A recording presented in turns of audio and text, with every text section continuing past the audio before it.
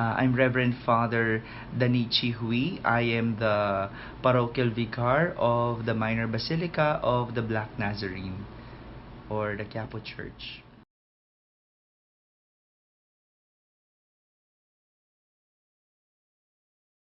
Why do people believe in religion and not in science? Because perhaps science did not totally give a full evidence of what they're trying to prove to be true. No? If science had proven it with real evidence, then that's the question. Why still people doubt? May mga bagay that you cannot really explain through words, but you can explain it by heart. And this is not something that science can reach. I guess for me, that's the limitation of science. No? That's the limitation of the studies. That's the limitation of the words. The things that are happening inside a person's heart. It is not something that you can put into words or explanation. How can you explain a miracle that would happen if a dying person then suddenly he was able to recover? How can you explain that to an ordinary person? Well, all she did or he did was to pray. Wala namang pera. Walang perang involved. Hindi kaya makapagpagamot. How can you explain? And even the doctor, medical doctors, may science na, could not explain. Maybe on that note, that's where I saw the limitation of the evidences that science had shown. Parang akin kasi, no, yun yung mga bagay na, how can you explain millions of people who flock Quiapo Church? Kung meron naman palang nilabas ang science, kung meron naman palang binigay ang science about explaining everything, but why still people could not believe? Because the heart speaks louder than what words can. Of course, definitely, these can two work together because faith and reason must come together. Reason must come from science. Faith must come from religion. Mahirap mo namang sabihin that science cannot stand alone as it is. Because ano ba yung pinag-aaralan nila? Most probably, the primary reason why we have faith. Pinag-aaralan nila yung creation. Creation is also what our faith, where our faith is rooted to. No? So for me, they can definitely work together.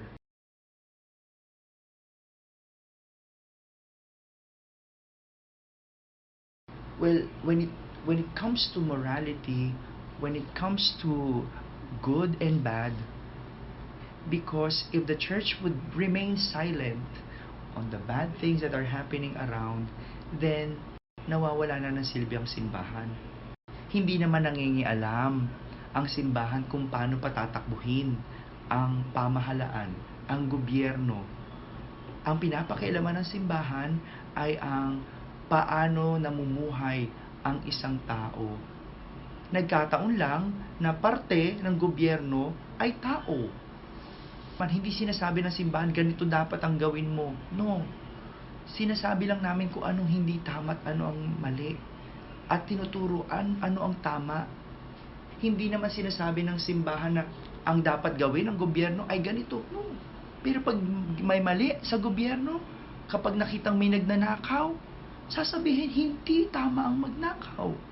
Kapag may pumapatay, sasabihin namin hindi tama ang pumapatay. If there is a church that agrees with stealing, with corruption, with killing, there might be a problem with that church. There might be a problem with the faith. Ang tinuturo pa rin gaya ng lagi naman tinuturo kahit sa ordinaryong tao. And that remains not only for the people in the government, but to all the people.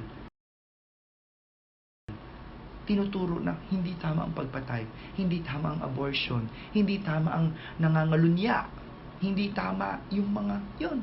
Because we base our teachings from Jesus Christ.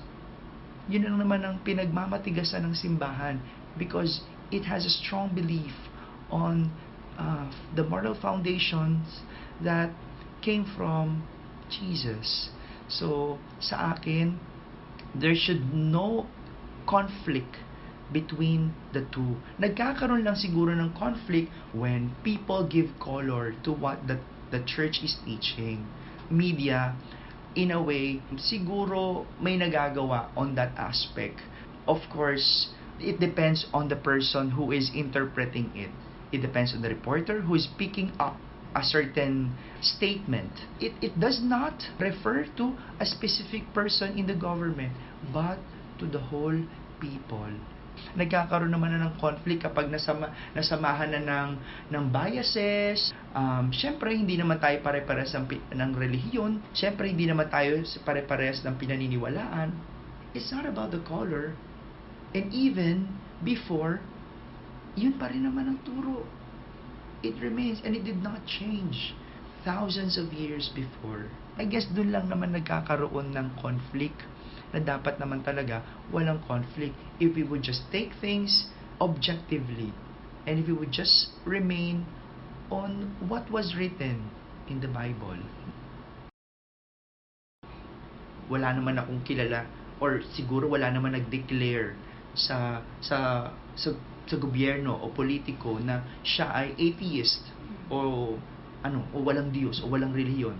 Pero more or less, sa pagkakaalam ko lahat naman yan may relihiyon, whatever it is. And then, if you believe in God, then go back to the teachings of God.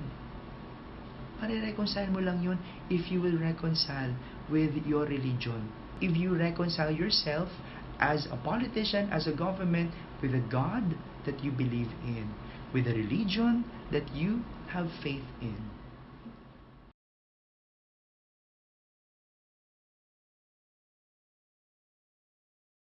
Quiapo Church has an office of Interfaith, create mutual understanding between each other, no? As a Muslim and as Catholic.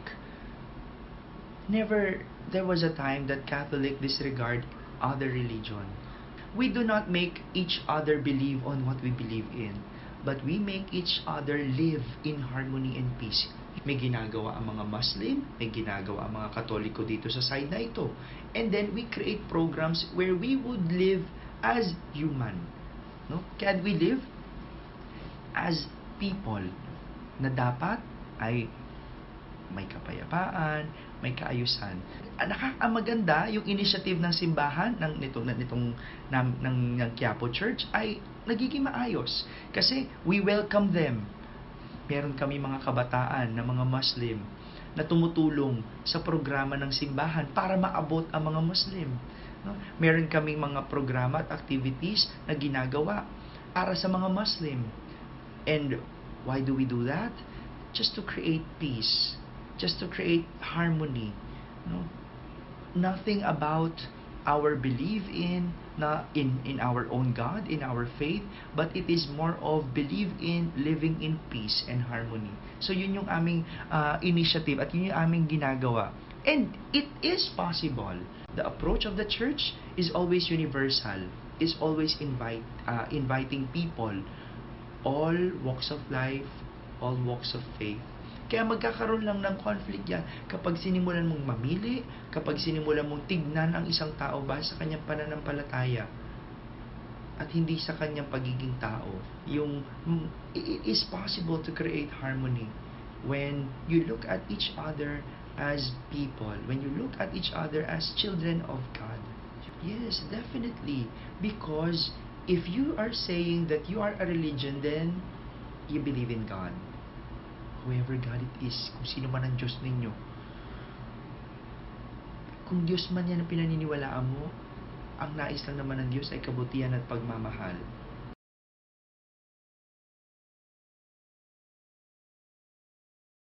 There's nothing wrong with working abroad sa hirap ng buhay ngayon.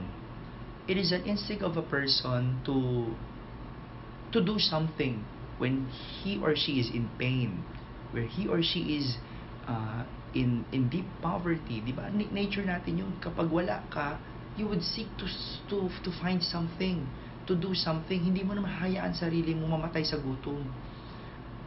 At hindi natin masisisi ang ibang mga tao na nagsusumikap din o nangangarap din na magkaroon ng maayos na buhay if this country cannot provide for them, for their needs. If this country cannot provide an opportunity for them, then ang tao magsusumikap yan na mabuhay, and it would seek their own need. But dapat in every aspect, in everything that you do, meron dapat responsibility na kaakibat, no? Totoo, kailangan magtrabaho, pero isa ring realidad na sino rin may iwan sa mga kabataan. Hindi naman lahat ng pangangailangan ng isang bata, ng isang tao ay lagi pera ang sagot. Hindi naman lahat. So, ibig sabihin, may mga bagay pa na dapat din hinaharap ang isang magulang. Ang pagpapalaki ng mga anak. Siguro on that note, kailangan mayroong maayos na foundation ng mag-asawa. Mag-usap kung paano patatakbuhin ng pamilya. No? In terms of equality, wala ako nakikitang masama kung babae ang nagtatrabaho. Wala ako nakikitang masama kung lalaki ang nagtatrabaho. Ang mag-asawa, sinabi naman ng Diyos ay hindi na kayo dalawa, kundi kayo isa. So whatever the woman is doing for the family is also the part of the husband. Talagang ganun eh. Tulong sila eh. Siya ay may opportunity kaysa hindi sa isa. But yung isa siguro has to take the part of what was lost or what was neglected by the other party. Kung ikaw ang magiging nanay, kahit ikaw ay tatay, then be it. O kung ikaw ang magiging tatay, kahit ikaw ang nanay, then be it. Kasi meron kayong tinataguyod. Meron kayong responsibility at obligasyon. No? At sino yon? Yung mga anak, yung pamilya. No?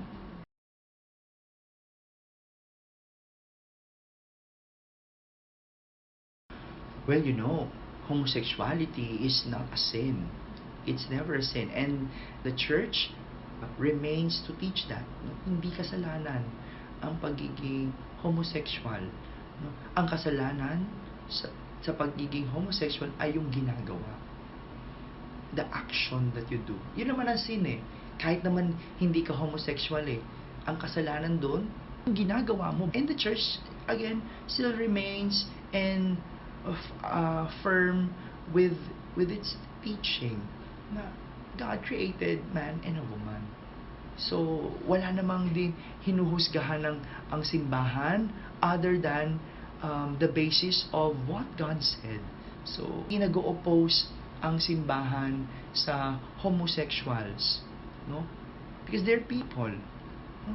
Ang tinuturo lang ng simbahan ay kung paano mabuhay in good moral, kung paano mabuhay ng mabuti.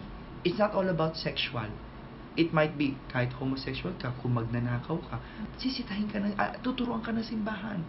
Kahit homosexual ka, kung pumapatay ka ng tao. No? Walang pinagkaiba yan sa ano-ano pa mang kasalanan ng hindi homosexual. Primary role ng simbahan sa buhay natin to guide us and to give us a life that is inclined to the teachings of God.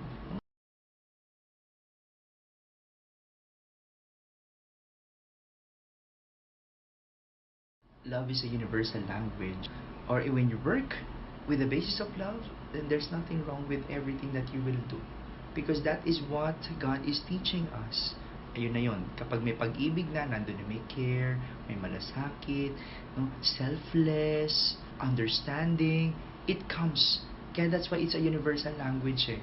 It speaks about general good of the other person. Then definitely, it would work. It would work because love is what God is promoting and teaching. If it is inclined, if its moral root or the basic root of altruism is about love for other people, then there's nothing wrong with it. Whatever your religion would be, whoever God you are following, no? Basta may pag-ibig, it will work.